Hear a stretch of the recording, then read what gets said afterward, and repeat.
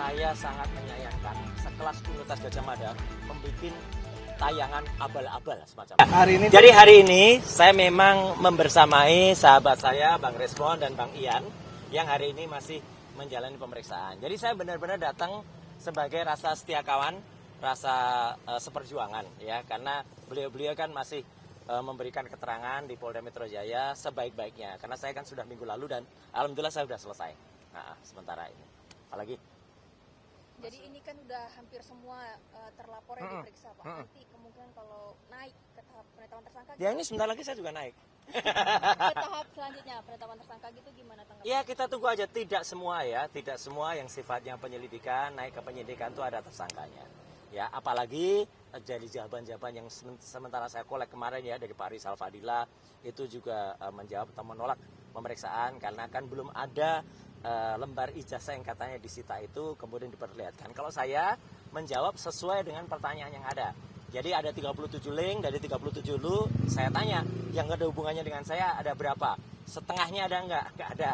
Seperempatnya ada enggak? Enggak ada. Sepertiganya enggak ada, seperempatnya enggak ada, seperlimanya ada enggak ada. Loh, kalau sedikit sekali ngapain juga harus ditanyain gitu kan. Kemudian yang dari ditanyain ini yang penting. Ada dua diantaranya itu yang tersangkut dengan ada videonya orang namanya Sylvester Matutina di situ. Saya bilang ini harus di drop.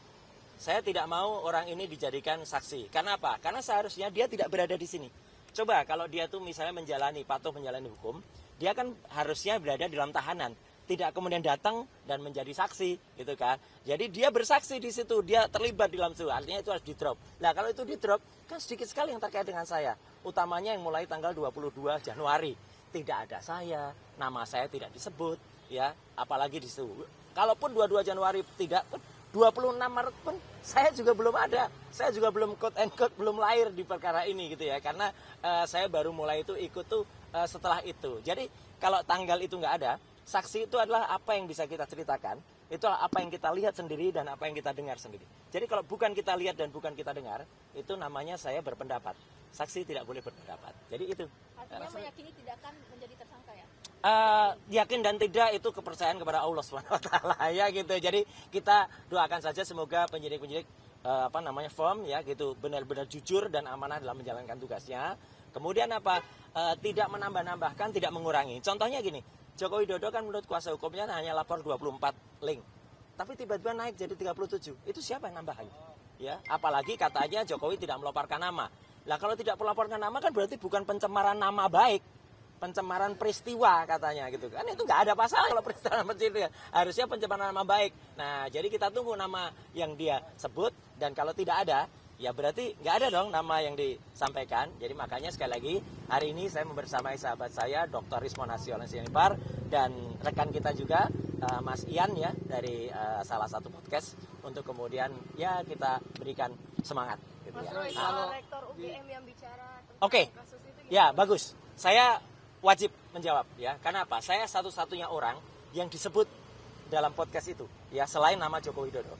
Jadi itu ada dua podcast ya, ada dua rekaman. Satu rekaman sepanjang 3 menit 55 detik. Kemudian satu lagi rekaman sepanjang 33 menit sekian. Yang rekaman sepanjang 33 menit sekian itu di menit ke-31 lebih 7 detik nama saya disebut. Ya, jadi saya harus menjawab. Jawaban saya sepele. Saya sangat menyayangkan sekelas Universitas Gadjah Mada membuat tayangan abal-abal semacam itu. Kenapa abal-abal? Satu, ya itu hanya naratif saja. Nggak ada bukti satupun yang ditampilkan. Nggak ada sama sekali. Jadi apakah masyarakat kemudian menjadi percaya? Justru tidak.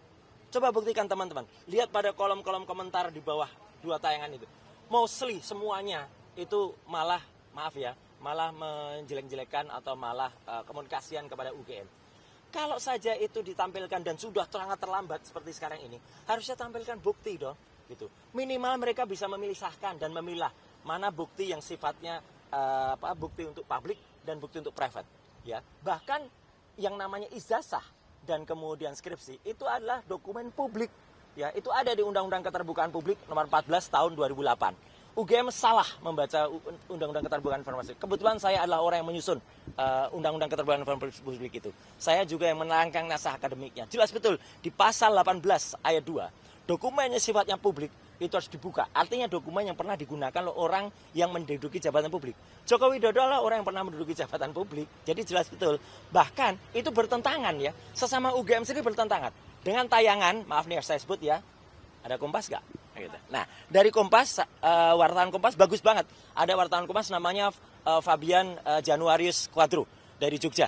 Ya, itu mewawancarai Mas Sigit Sunarta, Dekan Fakultas Kehutanan. Itu Pak Sigit Sunarta menunjukkan ijazah fotokopinya Jokowi. Bahkan menunjukkan ijazah fotokopinya Pak almarhum. Itu benar gitu loh. Karena itu sifatnya publik.